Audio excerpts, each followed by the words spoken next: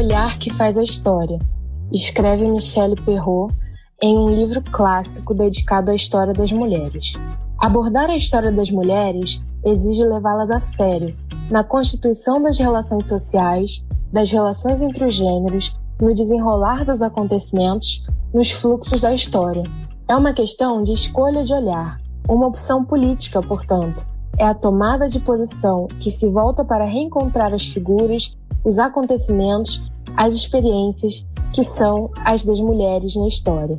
O podcast História Presente, na seção Mulheres no Mundo, tem esse perfil e esse compromisso.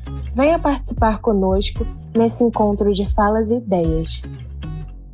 No programa de hoje, apresentamos a Manirenas, a grande rainha Kush. Antes de falar da personagem do episódio de hoje, primeiro precisamos explicar quem são as Candaces. Candace é a denominação de como os romanos chamavam as rainhas-mães do Império Etíope. A Manirenas é o nome de uma dessas rainhas-mães africanas que viveu em Napta, onde hoje se encontra a Núbia e o Sudão, e também foi esposa do governante Terítegas, que morreu no início do confronto com o Império Romano. No Reino Kush, entre os séculos 3 a.C. e 2 d.C., mais especificamente durante o período Meroíta, as mulheres desempenhavam funções de destaque, sobretudo no Estado, onde ocupavam posições de prestígio e poder. Consequentemente, surgiu uma linhagem de rainhas-mães poderosas que eram administradoras do reino, guerreiras, sábias e estrategistas militares. Logo, essas mulheres foram extremamente respeitadas em suas terras e pelo mundo antigo. A Manirenas foi uma das mais famosas e poderosas Candaces da história. Com 50 anos, a Manirenas foi comandante-chefe do exército e também sumo sacerdotisa de Ísis. Ao mesmo tempo, era uma mulher amável e humilde.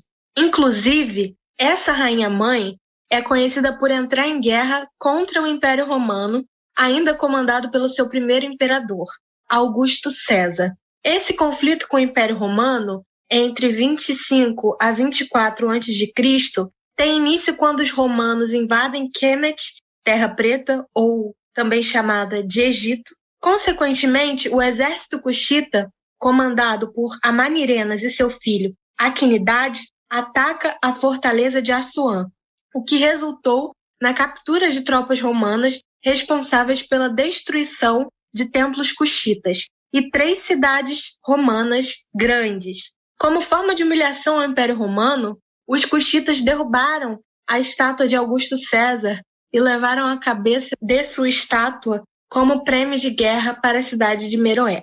Augusto César, irritado com o ataque de Amanirenas, decidiu invadir Kush. Invadiram a capital, causando destruição, e venderam centenas da população como escravos. Porém, a guerra não terminaria tão cedo. Amanirenas atacou, de maneira rápida e impiedosa, o exército romano. Algumas narrativas históricas dizem que a rainha-mãe dava seus prisioneiros romanos como comida para seus leões de estimação. Outras versões dizem que ela usou elefantes de guerra contra o exército romano. Durante uma das batalhas, Amanirenas acaba ficando cega de um olho durante o combate. Porém, após se recuperar da ferida, ela volta para o combate sem pensar 2 vezes. Após anos de conflitos, o imperador de Roma, Augusto César, e seu general, Gaius Petronius, decidiram negociar um tratado de paz. Os romanos receberam os mensageiros do Império Kush na ilha de Samos, no mar Egeu. Receberam flechas de ouro enviadas pela própria rainha Candace com uma mensagem. Trata-se de um presente da Candace. Se você quer guerra, as mantenha, porque você vai precisar delas. Se você quer paz, aceite-as como um símbolo da minha cordialidade e amizade. O presente foi aceito e a guerra teve seu fim. O Império Romano fez diversas concessões, como, por exemplo, o Império Kush poderia continuar adorando seus deuses como Ísis em Elefantina, uma cidade egípcia dominada pelos romanos.